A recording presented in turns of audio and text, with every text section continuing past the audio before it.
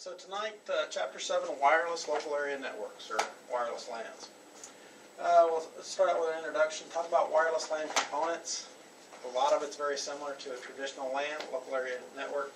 There are a couple of other terms that we'll talk about just briefly. We were talking about some just a little bit ago with respect to wireless access points. When it comes to wireless LANs, there's different types of wireless LANs. We tend to focus on what's referred to as Wi-Fi. That's the 802.11 series of protocols. That's what we normally operate when we talk about our laptops and in a lot of cases our smartphones. But there are other wireless networks that are out there.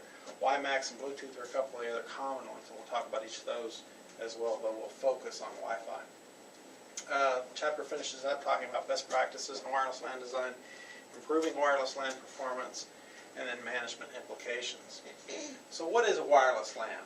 It's just a LAN that uses some type of radio technology to transmit signals or infrared frequencies to transmit signals back and forth between two or more computers. So instead of using cables, we're going to use either infrared signals or radio signals. There's a couple of different categories. Radio signals, which is the focus of the chapter, predominantly reside in the 802.11 series of protocols, 802.11a, b, g, n, and now there's AC coming out as well. But there's a couple of other protocols, and that's why they talk about, why they list right there 802.1x, because there's a couple of other ones that we'll talk about here in just a little bit. Another one that you see occasionally is infrared frequencies. You don't see those nearly as often. Everybody, you get in the way of your remote control and your kids are trying to change channels, or you're trying to change, more likely, you're trying to change channels and kids get in the way, you can't change channels. It's using infrared between the transmitter on the remote and the receiver on the TV. It's an optical transmission. You have to have line of sight. So the distance doesn't tend to be as great on infrared transmissions. As a result, you don't tend to see that approach used all that often, but it is something that you'll see occasionally. Why has Wi-Fi grown as much as it has? Why is it so popular? Well, it's easy to implement. You can get rid of all these cables. You don't have to run wiring. You don't have to run wiring through the walls, fishing through the walls. You don't have to terminate the cables, which until you get used to it sometimes can be a little troublesome. It makes it a lot easier for mobile workers. It's easy to move around. I don't know about you. I like to watch games or movies, for that matter, sitting in front of the TV with a laptop in my lap, because I can look up various facts and figures and problems with the movie, things that didn't work out. Go to IMDb, for example, and you can look at a movie and it'll give you problems that were with that movie that you don't really notice unless you go to sites like that. So it's just kind of interesting. So you see wireless LANs virtually everywhere anymore. McDonald's, Starbucks, airports, etc. They're virtually everywhere. So when it comes to different types of radio networks, predominantly Wi-Fi is what we talk about. But we've also got WiMAX and Bluetooth, and we'll talk about both of these briefly. But the bulk of the chapter focuses on Wi-Fi specifically, because that's most of the time what we're dealing with. Here they talk about 802.11b, A, and G, but there's a couple of other standards that are out there. N, for example, which is in this chapter, in this book, they treat as a soon-to-be adopted standard. Well, it is adopted by now, and not only is it adopted, its successor is just about to be adopted. So 802.11b, a standard started after 802.11a, but it actually finished before, and so it became more common than A. A was a little troublesome in terms of figuring out the finer points, and as a result, it took them a little bit longer to actually finish developing that standard. So that delay cost them time in terms of when it was actually released. So A was a little bit later than B, and there's a couple of differences that we'll talk about here in just a little bit. 802.11g was kind of a compromise between those two standards. You ended up with better range with G and better speed relative to those two above that. You've also got WiMAX, which has even further distances. And you've got Bluetooth, which kind of goes the reverse order, and actually is for small area networks, or sometimes referred to as piconets, or personal area networks, PANs. So the components of a wireless LAN. Well, you've still got to have a network interface card, right? You've got to have some way to connect to another computer, to a wireless access point, to a wireless router. So you've got to have some kind of network interface card. Most of the time, if it's a laptop, it's going to be built in to the laptop. You can also get USB cards that plug in. The bad side about USB cards is they don't tend to have as good a range. That's just the nature of them. They don't have antennas that are all that big, so they don't tend to have very good range. About 1 to 300 feet maximum transmission range really depends on your environment. Where's the access point located? What type of structures are between you and the access point? So if there's a lot of walls, if there's a lot of concrete, steel, it's going to shorten that range considerably. So that network interface card, those radio signals that are being sent and received from that network interface card have to go somewhere. They go to an access point. And that actually depends on the design of your particular network. There's two different kinds. There's an ad hoc network. I don't recall if the book actually touches on this, but there's an ad hoc network versus an infrastructure mode network. For the most part, we deal with infrastructure modes and networks, and in that case, you're communicating with the access points. In ad hoc networks, you don't actually have to have an access point. The individual nodes can talk to each other, but it doesn't facilitate communication with other networks, and it doesn't tend to get used as often. So we typically communicate directly with other access points. It basically serves the function of a hub, acts as a repeater, and it has to listen to all of the various computers that are functioning on a wireless LAN. So this is kind of a key point to keep in mind. It functions as a hub. What do we remember from wired LANs about hubs? How do they communicate? Goes to all ports. All ports. It's the same thing in wireless. They all talk at the same time, or at least have that capacity. They all share the same medium. That means we have to control access slightly differently. And when we get to that section, we'll talk about that a little bit more. Some use power over Ethernet. Who's heard of power over Ethernet? I've heard about it, but not really. There's power over Ethernet and there's Ethernet over power lines. And they're not the same thing. They sound very similar, but they're not the same thing. Let me go with Ethernet over power lines first, because I don't think they talk about that. Does NAS use PoE? Some of the NAS, I think, network storage devices? No, it doesn't have to. I've got a NAS device that runs on my wired network. So yeah, Ethernet over power lines is a way to set up a network with, instead of using wireless or wired Ethernet, you're actually using wired. It's just you're using the power line. So the actual data comes through your power line. So you would plug up a special plug into your power line and receive your data that way. Personally, computers don't mix with power very well. I think it's a bad idea. It's just a cheap way to get around having to wire your house or your structure. Power over Ethernet takes a different approach, and I don't really recommend it either because it's similar. It's mixing data with your power. But what happens is over your Ethernet lines, a wired Ethernet line, you have how many conductors? You have 8 wires, right? Well, not all of those wires are actually being used. You end up, I think, with basically 2 pair that are actually being used. So you end up with 2 pair that aren't being used. They're actually able to use those extra pair to transmit power to a device. What's the advantage of that? Well, what happens if you want to have a wireless access point that's out in the middle of nowhere? You don't have a power line to that. Instead of having to run both a power line and a data cable to it, you can just run a data cable to it, and now it receives its power and its data across that same line. It's a solution if you get into some oddball situation. Again, I don't like mixing power with data. It's just generally not a good idea, but it is a possible solution. Okay. Any questions so far? Is it being used anywhere? PoE? Yeah, some people use it. Like I said, I'm not an advocate for it. I just don't think it's a good idea to do stuff like that, because a lot of times you're specifically trying to lay cables to avoid power lines because of the interference that's generated, the electromagnetic interference that's generated naturally by power lines. So running power through lines that are right next to it just seems like a bad idea to me.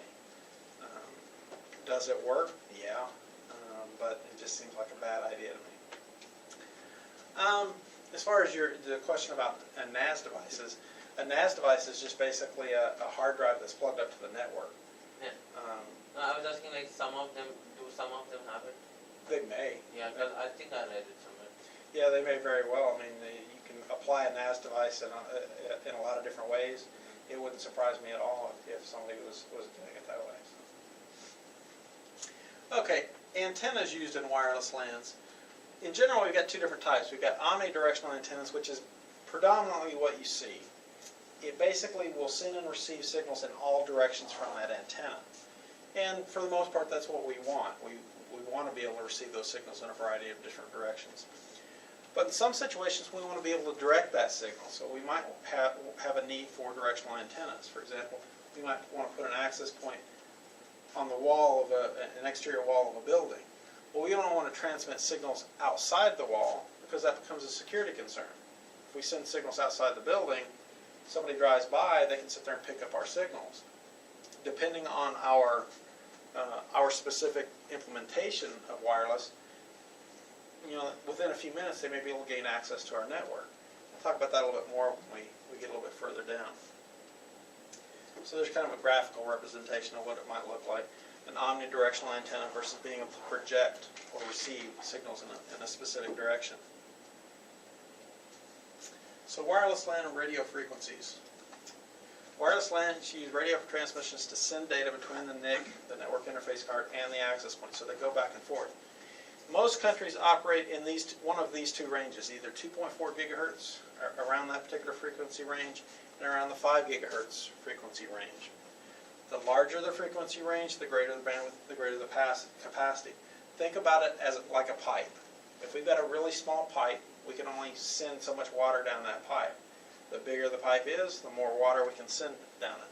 So the bigger that frequency range, the bigger the pipe, the more water we can send. It's important to ensure that each access point does not conflict with each other. So in large implementations, when we have to have multiple access points to be able to cover the entire range for a large building, how do we go about doing that? Well, we have multiple access points, but they can't all share the same frequencies, or can't all share the same channels, I should say. If they do, then you're going to end up with some transmission problems. What they do share is an SSID. They all have the exact same SSID. We'll come back to that here in just a little bit. But that allows you to essentially roam, to go from one access point to another and maintain your connection. But they have to do that on different channels. Therefore, each access point is set up to transmit on a different part of the 2.4 or 5 gigahertz frequency range. So this is what I was talking about just a second ago. 3 separate channels available for the 802.11b protocol. All devices using an access point must use the same channel. Wireless LAN functions as a shared media LAN. That's what we were talking about earlier. They all talk on the same medium. In order to reduce interference, users can roam from access point to access point. Initially, what's going to happen is the network interface card is going to look at the different access points that are available. All those various access points are going to share the same SSID, but they're going to have different channels. So which one does it pick? It looks for the one with the strongest signal. That's what it prefers. It's also going to look at how busy an access point is. So if there's a couple of them that are really pretty close, but the stronger one's really busy, it may go to the other access point because it's less busy.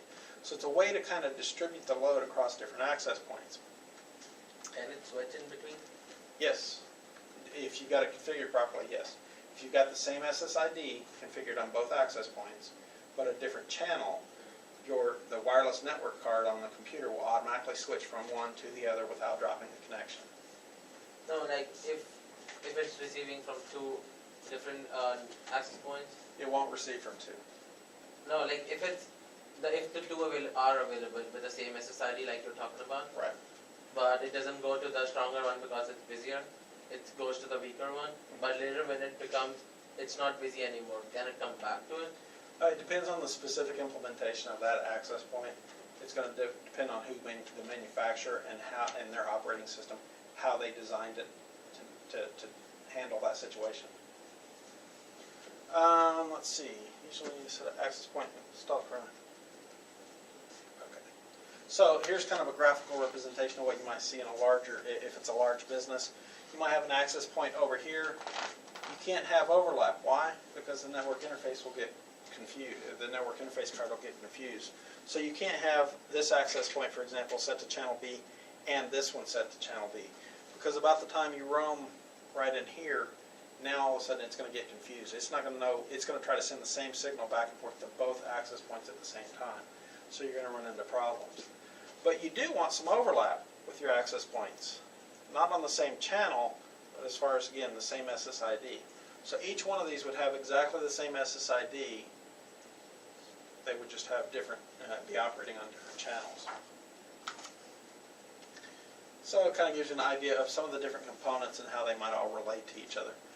A wireless access point to allow all your different clients to log into them. That access point has to still physically connect to something. It doesn't just magically get its signal. So it has to physically connect to an Ethernet switch. Now sometimes these devices are combined.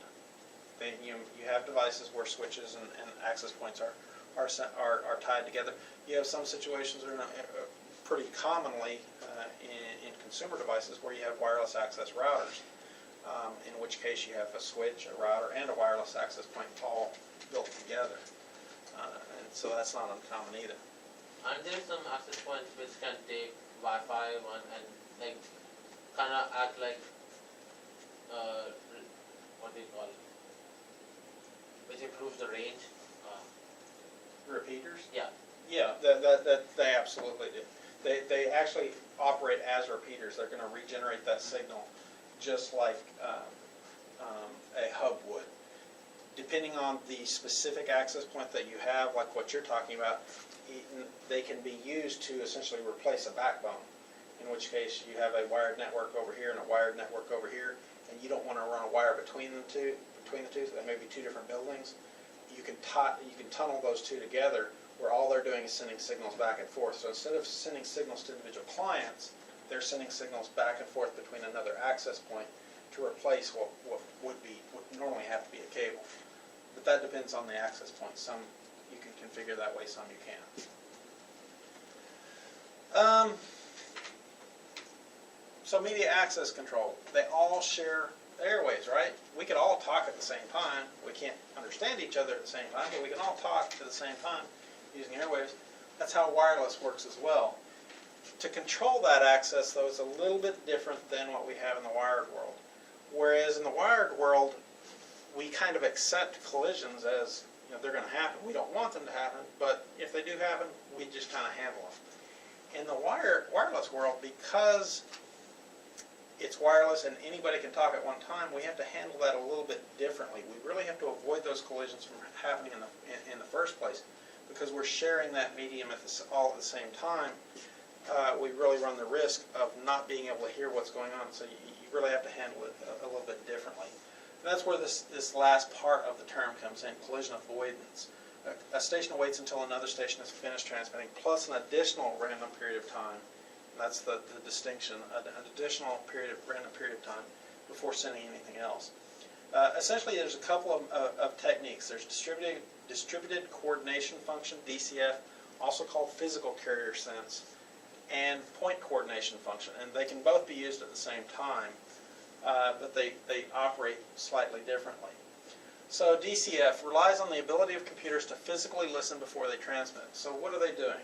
They're physically listening not to the access point, they're listening to other clients, other nodes that are on the network to see if any of those other nodes are transmitting. That's great as long as those nodes are close enough. We'll talk about a problem with that here in just a second. With this approach also, each frame is sent using a stop and wait ARQ. So we transmit something, we stop and we wait until we get an acknowledgement on every single transmission. What does that mean? Less throughput. So that's tends to be a problem with it. So we're waiting for an ACK or a NAC each time. PCF, on the other hand, handles what's known as the hidden node problem. What we were just talking about a second ago, as long as the nodes are close enough that they can hear each other transmitting, that's fine. You realize another node's transmitting, you wait. But the hidden node problem occurs when they're really far apart. So we might have an access point that's, say, right here in the middle. Well, if our range is, say, 100 meters, and we've got a node that's out there, and we happen to have another one that's over here, 100 meters away, now they're 200 meters apart. So they're not really right next to each other. When this node goes to transmit, it listens for anything that's around it, and it doesn't hear any transmissions. But if this one's already transmitting, you're going to end up with a collision. It takes a second for it to actually occur. So that's referred to as a hidden node problem. The one on the right doesn't realize that the one on the left is actually transmitting. It doesn't even know it's there. So that's where PCF kind of comes in. It uses an RTS and CTS approach to be able to handle that. What it does is it has a first send a request to send a signal to the access point. So the one that wants to transmit sends that signal to the access point itself, saying, "Hey, I want to transmit." The access point responds with a clear to send. So even though this one can't see the other node that's on the network that's transmitting, it can see the access point, and the access point can see all the nodes that are on the network. So the access point allows this one to transmit, or if this one's already transmitting, it says, "No, wait a minute, you've got to wait until this other one's completed its transmission." So the way to kind of handle that problem and avoid that when the nodes are too far apart. Any questions over that? So the clear, what was it, clear to Clear to send. send that is the access point telling the node, okay, you can, but if it's saying wait, what is it? It's still clear to send. It's just going to wait. That's what it's going back to right here. By waiting, the listening node can detect the sending node if it's finished or not. So this is going to end that issue that RTS, that request to send. Okay. Once it's issued that request to send, it's going to wait to hear back from the access point until the access point says, "Yes, it's clear to send now." So once that has sent that message back out, it sends it out to all nodes. It says, "Wait a minute, this one right here is requesting to send a message. All you other people need to be quiet for a minute." Okay, so types of Wi-Fi: 802.11a, B, G, N, and now AC. So A operates in the 5 gigahertz range, and I don't expect you to know a lot of these details, but I'll try to hit the high points that I do want you to kind of focus on. One is that frequency range, not specifically 5 gigahertz, but the higher of the two, 5 gigahertz range. Theoretically, it can operate up to 54 megabits per second. That's pretty good. The shortcoming with it is to get that speed, the range of it had to be reduced. So it doesn't have very good range to be able to get that speed. In fact, the further out you get, that speed drops off really quickly. That was the real problem with 802.11a. And it took them too long to get the standard out. So 802.11b actually came out first, and it operated at the 2.4 gigahertz range. So it's about half of what you saw for 802.11a. Operates ideally, in ideal conditions, at 11 megabits, so quite a bit slower, but it suffers less attenuation than 802.11a. What does that mean? That means better range. 802.11g really tried to combine the advantages of both of those two, 802.11a and 802.11b. Offers higher data rates up to 54 megabits in the 2.4 gigahertz band range. What does that mean? That means it's backwards compatible with 802.11b. So now you have wireless access points and NICs that are compatible with both 802.11b and G. So that was a big step forward because we like things that tend to be compatible. We like to have that backward compatibility. It means we don't throw away our old investment. We're simply able to add on to our old investment. Having said that, there's a price to pay when you do that. If you have a mixed network, that's a network where you have 802.11g and 802.11b devices operating, that wireless access point is going to slow down to the 802.11b speed. So that's the price you pay for that compatibility. Like even if one of the person is at B, If the network access point or the wireless access point detects that there's a B device on the network, it's going to slow the whole network down.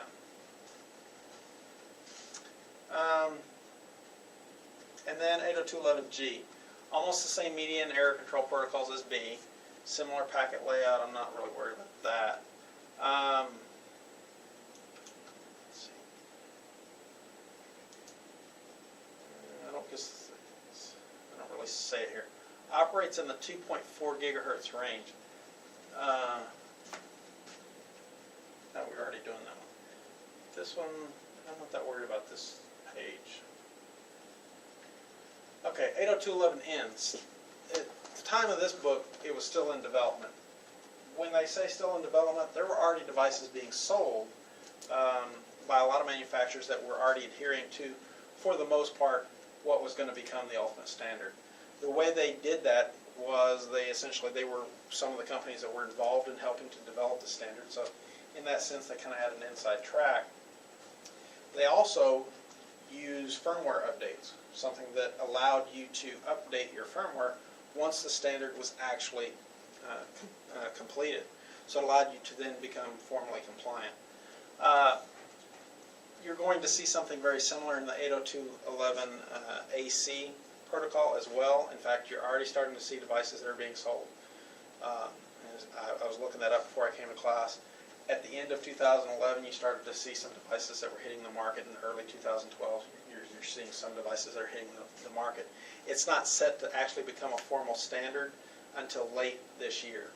And then the projections were that by 2015, predominantly, that most of your wireless devices would be predominantly 802.11 AC. So 802.11n, goal was to provide high-speed wireless networking. Uses both the 2.4 and 5 gigahertz frequency range. What does that mean? What were those frequency ranges relative to the other protocols? like A and B was compatible? It's compatible with A, B, and G. So now, even one of those real legacy networks, somebody that happens to be running on 802.11a would potentially be compatible with this network. So G is not compatible with A? G is not, no. Only with B. So that's a real advantage. Now, again, having said that, would you want to mix your networks? But No. it says it's compatible with A, B, and G. This one is. Oh, 802.11n is. okay. Because it operates at 2.4 and 5 gigahertz. Oh, But B was compatible with A. B was not compatible with A. Oh, okay. So this one's compatible with all of them. The real advantage here is the speed. Current drafts propose speeds 250 to 300 megahertz, more likely 100. I've heard around 400. Realistically, probably around 100 is fairly realistic. But the idea is that's very competitive with faster Ethernet. So it makes a lot of sense. It's very competitive. Again, though, if you happen to get into those situations where you are processing a lot of high-resolution graphics, in medical fields, for example, a lot of times they have a lot of high-resolution images. You're doing video across the network, things like that. It's going to be really tough, even on a 100 megabit network, to send that kind of data across it. So you really want gigabit Ethernet. That's where 802.11ac comes in. That becomes competitive with gigabit Ethernet. So. But can't you tweak the range of a router by switching it? Say that again? Like wireless routers, you can reduce the range by manually going in, right? What do you mean reduce the range? Like it's 100, if it's broadcasting over 100 meter radius, can't you reduce the radius? You could potentially reduce the power, and that would reduce the radius, yeah. That would depend on the operating system of the wireless router or wireless access point. Most of them won't let you do that, but I'm sure there's some operating systems that are built into them that will. Yeah, I think And in Linux fact- does it. Think what does it? Linux, it allows like you Uh, can place that there's a firmware out for Netgear routers, and you can go in and reduce or increase the range. Yeah, and there's also some third-party operating systems that you can, or firmware that you can load onto a wireless access point that gives you a lot of other features that aren't normally built into the wireless access points to begin with. I think there's one called Tomato that really gives you a lot of different things like that. Personally, I've never messed with stuff like that because if you do a firmware upgrade like that that's completely different than the hardware that you're actually putting it on, and it hoses it, you've got a boat anchor. And I don't make enough money yet to be able to just buy a router and throw it away, so maybe someday. Okay, Wi-Fi as a public internet access. Wi-Fi was intended to be used as an indoor wireless access method. But you're really seeing it applied in ways that are really kind of beyond what it was really designed to do initially. You see it in airports, you see it in grocery stores, you see it in malls, you see it in all kinds of public places. So the mobility around your house or the mobility around your place of work is just one application. You see it literally everywhere. In fact, my wife has an iTouch, and if she's around Wi-Fi, I mean, it's pretty much the same as an iPhone. I mean, you can Skype on it, you can do all kinds of stuff on it. In fact, you see some towns that are even offering Wi-Fi. Granbury, for example, offered Wi-Fi. So that is a bit of a problem. You do tend to run into some political issues. Could we potentially have Wi-Fi virtually everywhere? Yeah, almost everywhere anyway. But the reality is you end up, by the government, by cities providing access, you end up with a political issue between those cities and providers such as AT&T or Verizon who are trying to sell this as a service. Now you've got the government competing with private enterprise, and some people agree with that, some people don't, so you end up with a political issue there. Okay, so the real shortcoming of Wi-Fi is what? Range. Certainly a big part of it. You can only link together so many access points before you eventually leave your property, or you get so far out of town, it doesn't make sense to continue to have access points. That's kind of where WiMAX comes in. It's still part of the 802 series of standards. It's just 802.16. Essentially, we've got two types. We've got fixed versus mobile. In a fixed environment, we might have, say, in town, we might have an internet service provider that doesn't want to run lines outside of town because it costs too much money to do that. But they still want to be able to provide services. Why? Money. It's all about money. So what they can actually do is they can transmit a signal wirelessly through WiMAX to a fixed antenna that somebody outside of town has placed on their building. Whether it's a business or a house, they simply have an antenna that's placed on the outside of their building to receive those signals. Internally, they still have their own network that runs inside their house or their business. But to get that internet signal, that backbone signal, or I should say WAN signal, to them, they can use WiMAX to do that. You've also got mobile. If somebody's driving around in their car, airplanes, things that are moving around that want to still have internet access, you can also receive those via WiMAX as well. Uses controlled access with a version of 802.11 point coordination function. Those two types, fixed versus mobile, are referred to as 802.16D versus E. So D refers to the fixed wireless access point. Antennas, I'm not that worried about being able to identify one. But the idea is one central access point allows connection to fixed networks. So again, think of it as here in town. You might have that ISP that wants to be able to provide access across the city or even places outside of the city. The range, I think the ranges are really closer to the ideal what they're listing here. Up in North Texas, my parents have a farm, and there's a place that offers internet service using WiMAX, and they're getting around 30 miles. So I think compared to when the book came out, that you're probably getting closer to what the ideal is today. For mobile users, people that are moving things, devices that are moving all the time, 802.16e. Speeds, they're not great, but they're better than what you might get with dial-up. Effective range of 6 miles with line of sight, effective range of 2.5 miles without line of sight. Again, I think those ranges are probably a little bit better than that today. Issues with WiMAX to consider. WiMAX is a competitor to public access Wi-Fi and cellular phone service. They can operate together, but they're competing against each other. Think about your smartphones, for example. It's not unusual to be able to receive Wi-Fi signals and your cellular signals together at the same time. The telecommunication companies are a little bit worried about some of that, though. Why? Think about text messages. Everybody have unlimited text on their phones? Or you pay for text every time you send and receive? That money goes to the cellular phone company. Well, I don't know about if you have iPhone or not, but if you have an iPhone or you have an iTouch for that matter, if you send text while you're on a Wi-Fi connected network, it doesn't go across the cellular network. It goes across your communications network, your Wi-Fi network. That means they're not getting their money for their texts. And I read a paper, it was not a study, but it was a paper here a while back that talked about the potential losses to some of the cellular providers of what that might mean here in a few years in terms of them having to find money in other places. Now, having said that, they usually provide the backbones for most of those data networks too, so they're getting their money. It's just which pocket is the money going into. So I wouldn't feel too bad about them anytime soon. Would that be the same for data? Yeah. And really that's what makes, there is no way I would have got an iPhone if the data plan was all going across the cellular network. The reality is most of my data that I actually use goes across the Wi-Fi network, and that's what makes it affordable. My sister signed in.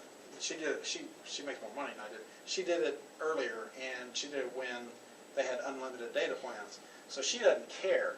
I did it afterwards, and I got 2 gig per month, which sounds like a lot, but you know, if you go on vacation or something like that, you start doing all kinds of stuff, and your data goes up.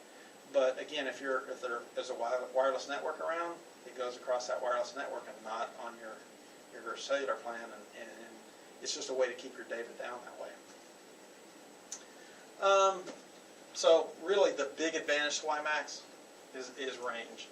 Has controlled access. That should be PCF. So the same thing that we were talking about earlier. Considerably more distance covered with WiMAX over Wi-Fi. So any question over Wi-Fi versus WiMAX? You're probably going to see,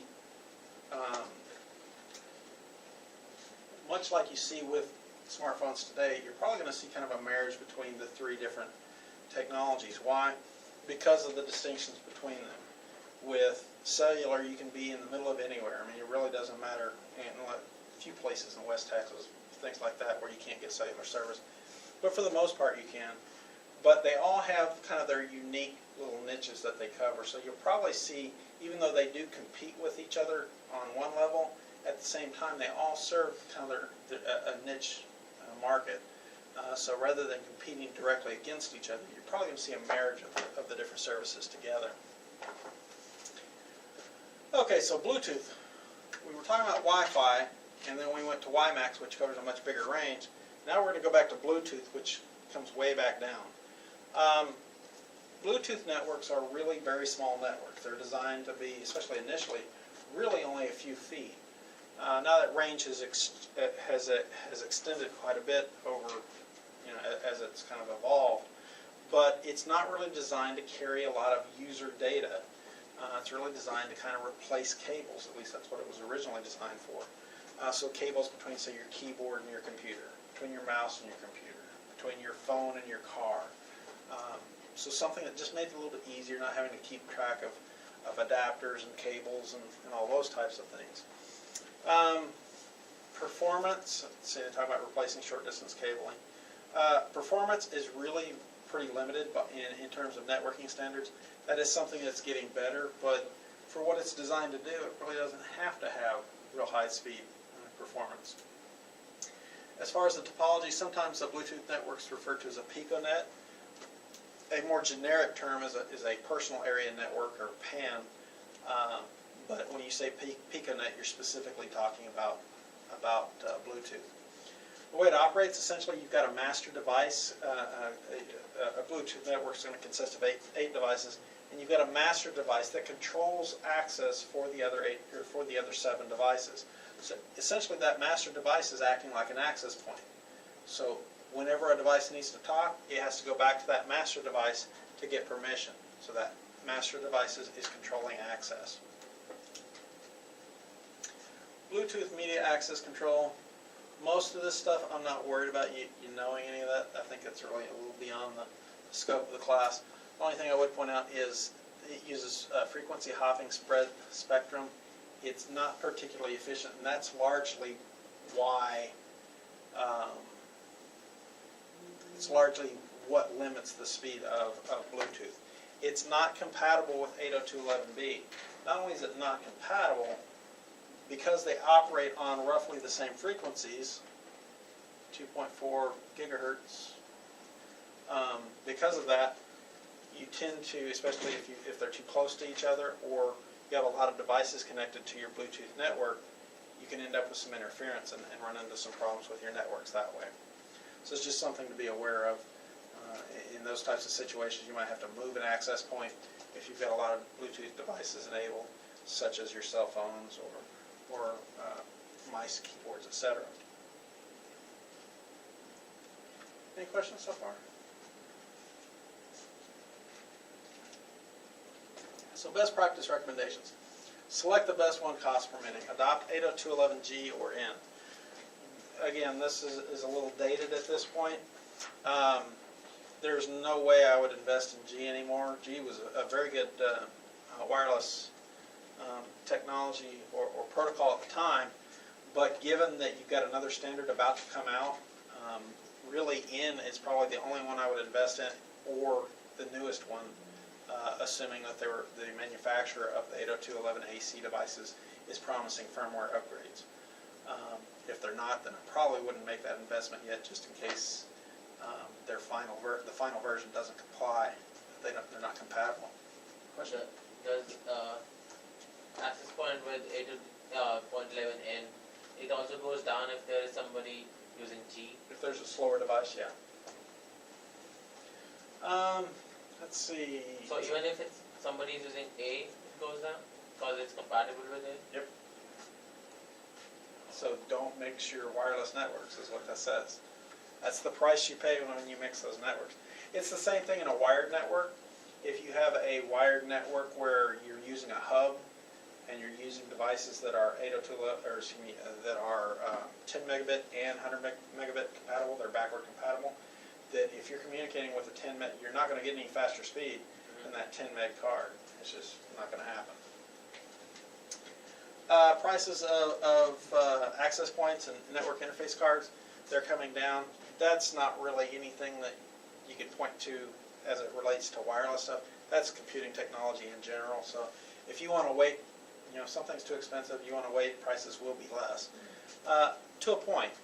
Eventually you get to a point where something is so old there's none available and the prices go back up.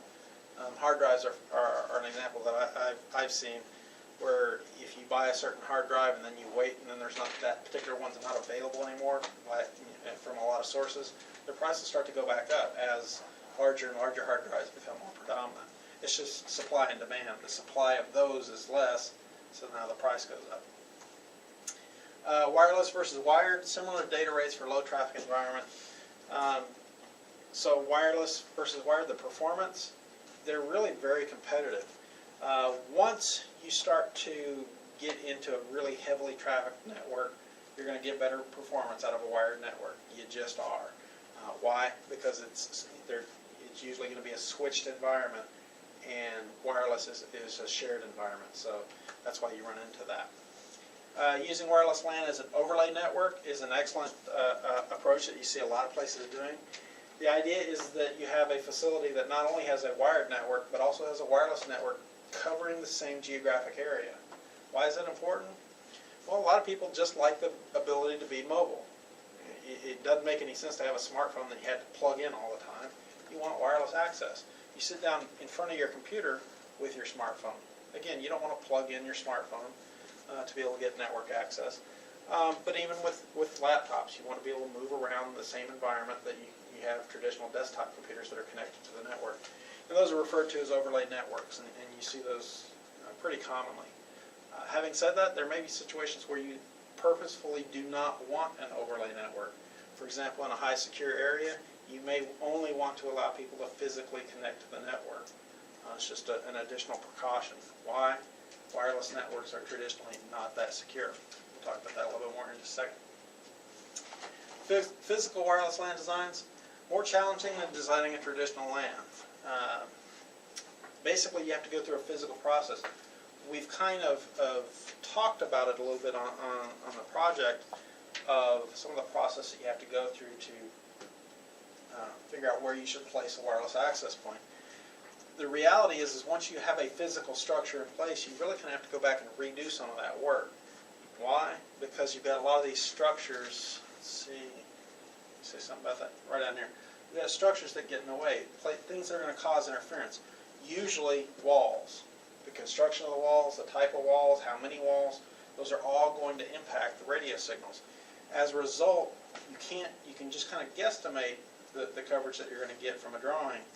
You really kind of have to actually go out and take measurements to ultimately know what kind of coverage you're getting from your access points. So the process of doing that is really pretty laborious.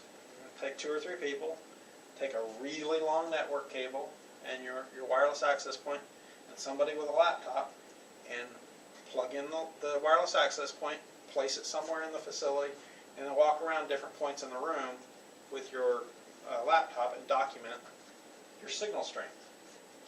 Then move the wireless access point and do it all again.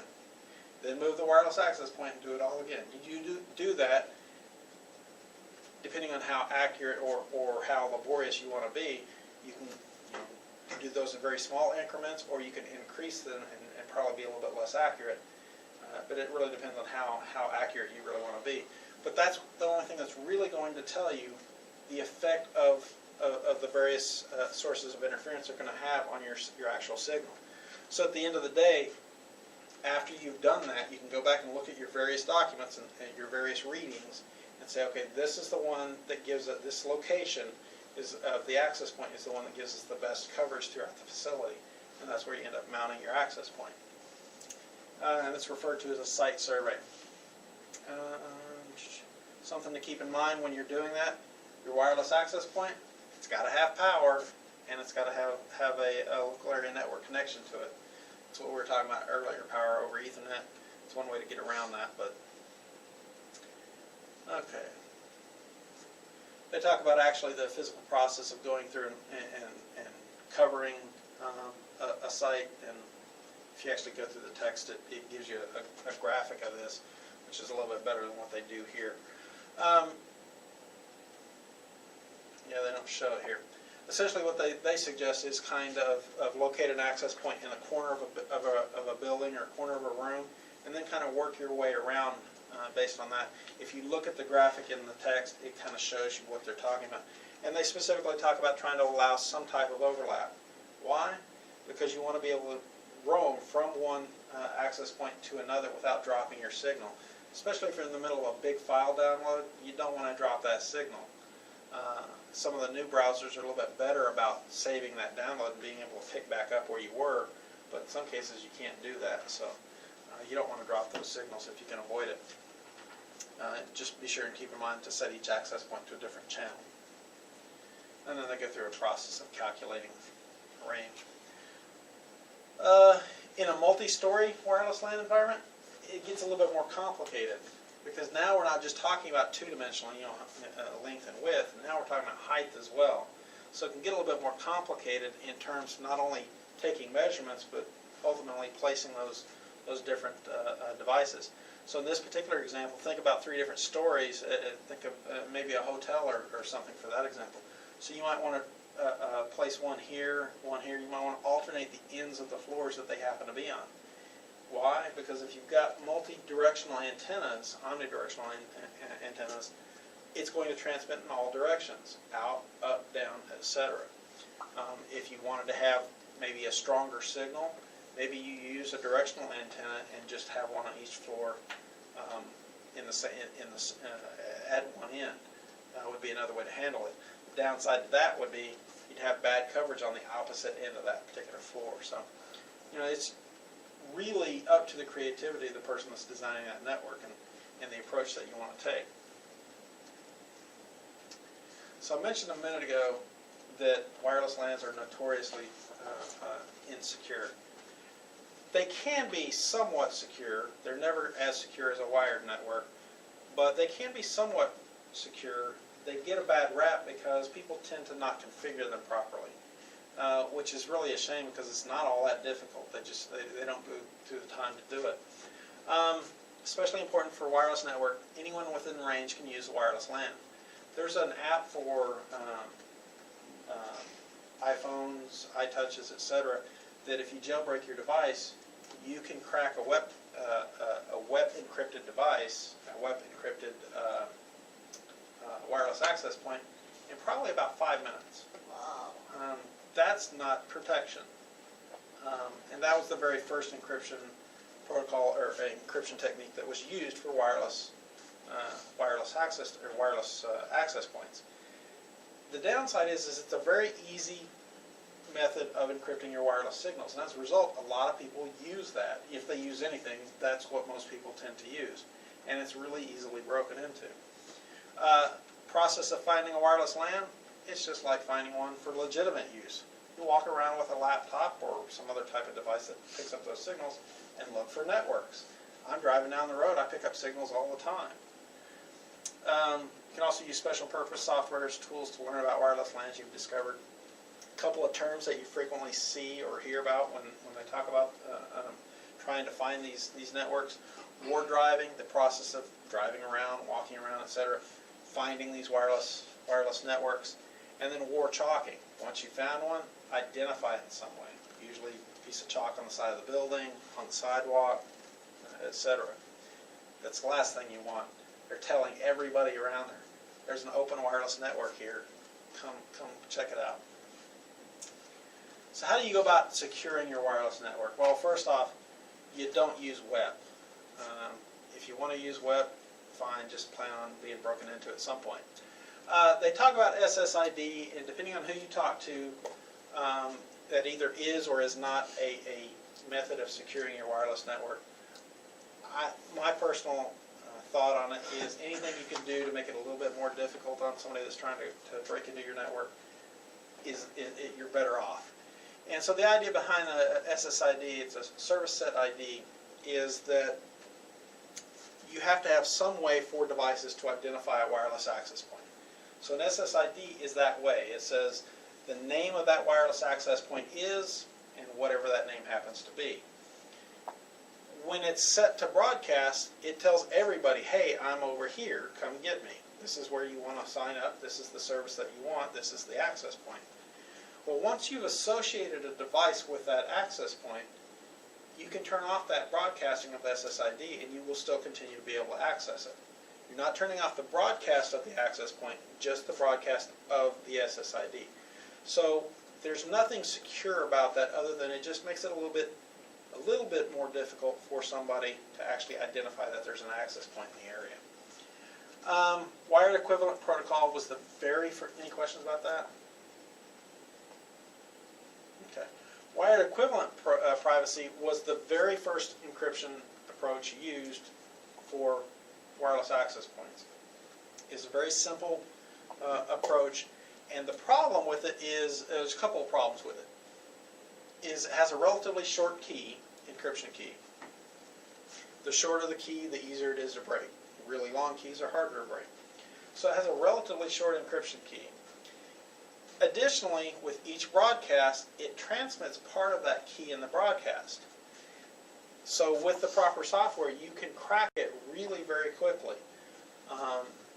And unfortunately, that software is available all over the internet. So it's a really pretty easy encryption technique to break. An extension to that was EAP, Extensible Authentication Protocol.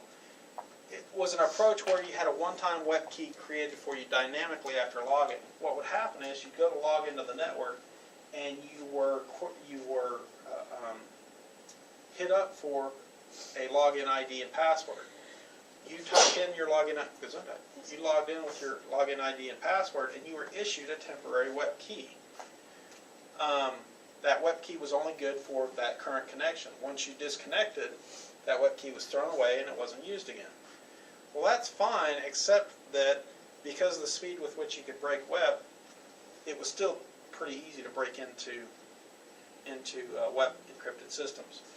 And that's where you start to see WPA, and this is actually referred to as WPA2 now. A much stronger encryption technique, longer keys, changed for every packet, much stronger encryption. That's all I really want you to know about those two, is much stronger encryption and longer keys. So if you're going to implement a wireless network, you definitely want to use 802.11, WPA2 would be my recommendation, though your particular device may not support it. But anything you get from the last several years is going to have WPA2 available. Another technique that doesn't get used all that often, but I personally really like, is something that's referred to as MAC address filtering or access control. And it's not really a security feature in the sense of being able to hide your data or protect your data, but it is a technique that you can use to keep people off of your network. And what it does is it basically provides you with a list in your access point that you can put in the MAC addresses of the various devices that are going to access that access point. The only devices that access point will then accept transmissions from are ones with those MAC addresses already in its database. If some other device tries to connect to it and it checks that database and that MAC address is not there, it simply won't accept it. So you could turn off encryption and people could still monitor what you're doing, they just wouldn't be able to connect to your network, so they couldn't transmit anything across your network. Some people say, well, why do I have to worry about if somebody's using my network, transmitting across my network? I saw a presentation from a guy that was a member of the Secret Service, and he was talking about a case that they had down in Houston in which it was something going on with money laundering and stuff like that, and that's why the Secret Service was involved. And they ended up going down to investigate it. They knocked on the door, and this little old lady opens the door, and they realized this is probably not our hacker. And so they asked, okay, well, do you have a computer? Well, yeah, we do. And came in, they looked at it, and they had a wireless access point in their house. And they got to looking at it, and it wasn't encrypted or wasn't restricted in terms of access. And so then they started looking around at the houses around them, and they ended up having a teenager next door. And because they're wide open, because they weren't allowing address filtering, other people were able to log in and use their network. Well, it makes it look like they were doing it. So using something like address filtering is a good way to help keep people off your network. It doesn't protect your data, that's what encryption is for, but it does help keep people off your network. Any questions? Okay, so improving wireless LAN performance. Similar to improving wired LANs. Again, the same general categories. Improving device performance, faster protocol, 802.11n, 802.11ac. Improving wireless circuit capacity, reducing network demand. So, similar to improving a wired LAN, improving device performance, upgrade devices to 802.11g or n or AC. I wouldn't go to G, and I just wouldn't go to G at this point. If you're having to upgrade your devices at this point, go straight to N or AC. Buy better quality network cards and access points. Not all hardware is created the same. Even though they adhere to a standard, that doesn't necessarily mean you're getting the best quality equipment. So it doesn't mean that it will necessarily function as good as it probably should. As far as improving wireless circuit capacity, again, upgrade to a different protocol. Re-examine the placement of your access points. Remember, the further away you get from your access point, your speed drops. So maybe you need more access points or relocate them. Check for sources of interference, other wireless devices operating the same frequencies, especially if you're on 802.11b. Remember, Bluetooth networks potentially interfere with those networks. And use different antenna types. And then you can also try to reduce network demand. As far as upgrading to 802.11g or in, you're going to have to replace the access points. Try to have as few walls between your devices and your access points as you can. Try to mount them high. Why? Because in a lot of cases, the walls are cubicles, and depending on the building, the facilities. If you've got it somewhere up there, you're going to tend to have less obstacles between the access points and the various devices. Don't stick them in closets because you're guaranteed to have all kinds of obstructions. Remove sources of interference, so other wireless devices, Bluetooth, cordless phones, etc. And try switching out antennas. Even with respect to the omnidirectional antennas, they're not all created equal. There's usually an additional antenna that you can add to or replace the existing antenna on a wireless access point that will extend your range and allow you to get a stronger signal to and from that access point. As far as reducing wireless demand, never ever put a server on a wireless network. It should always be wired. And it's because of the communication. Most of your transmissions, for the most part, predominantly flow in one way. Your network or your internet connection, for example, at home, you're normally accessing a web page. Well, when you send a request to a web server, the communication is going in both ways, but it's a very small request going to the web server. It's a very large request, relatively speaking, coming back. So virtually, it's a one-way connection. With a server, it's too large communications going back and forth. You don't want that going across the wireless network. You're really hitting the wireless network hard that way. So locate the server on a wired part of the network, ideally a switched part of the LAN. Place wired LAN jacks in commonly used locations. If the wireless LAN becomes a problem, users can switch over to the wireless or to the wired LAN more easily that way. So if wireless goes down, you still got wired as a backup. Implications for management. Wireless LAN is becoming commonplace. We really kind of expect them anymore. Not only do we expect them, we get ticked off when you have to pay for it. I hate going to the airport, and yeah, there's wireless networks everywhere. But you have to pay $5.99 or whatever. You get on the airplanes anymore. A lot of airplanes have internet available on them. You have to pay for the service. We really are starting to expect wireless access everywhere for free. It's almost an expectation. Public access through wireless LAN hotspots. Competition and overlap with cell phone technologies. That's what we were talking about earlier with respect to our smartphones. That we expect to be able to access this stuff virtually anywhere, whether we're in our homes connected to our wireless LAN or we're out driving around and we need access to our cellular network. We want that compatibility between the two. So even though they do compete at a certain level, at another level they really are very complementary protocols. Drastic price drops of wireless LAN devices. Again, that's not something that's special to wireless or anything like that. That's just technology in general. That's been the trend for years and years and years. So prices are just going to continue to drop. Development of new internet applications. New companies created. Some old ones end up going out of business. That's something you also see with technology. It's just that's the nature of the beast. You see things like Netflix coming online. You see somebody like Blockbuster going by the wayside. Why? Because of the speed of networks, wireless, etc., to be able to provide video. Drastic increase in the amount of data flowing. Video, I mean, it's just, that takes up a lot more bandwidth. So that is that chapter. I think this is a particularly useful chapter, especially if you combine it with the last chapter, that almost everybody has to interact in some fashion with their local area network. Everybody expects to be able to connect via wireless LANs with a whole host of various devices. So I think not only is it useful if you happen to be in the networking field, it's also useful just for somebody that has to work at home and configure their own equipment.